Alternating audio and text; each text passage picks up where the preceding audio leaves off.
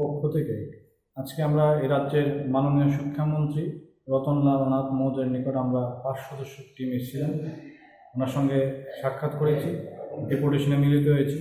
মূল কারণ হলো এই বিশ্বে যে মহামারী চলছে তার দ্বিতীয় পর্যায় চলছে, আর এই রাজ্যের অবস্থাটা দিন দিন সংকটজনক অবস্থায় পৌঁছাচ্ছে।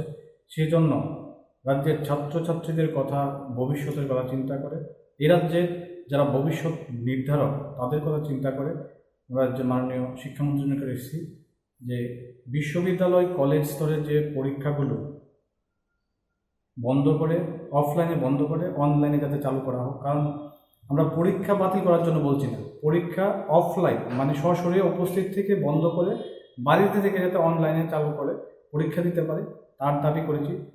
সঙ্গে সরকারি এবং বেসরকারি যে বিদ্যালয়গুলি আছে প্রথম শ্রেণী থেকে দ্বাদশ শ্রেণী পর্যন্ত, দশম এবং দ্বাদশ বাদে বাকি ক্লাসগুলো যাতে সবগুলি বন্ধ করা হয়।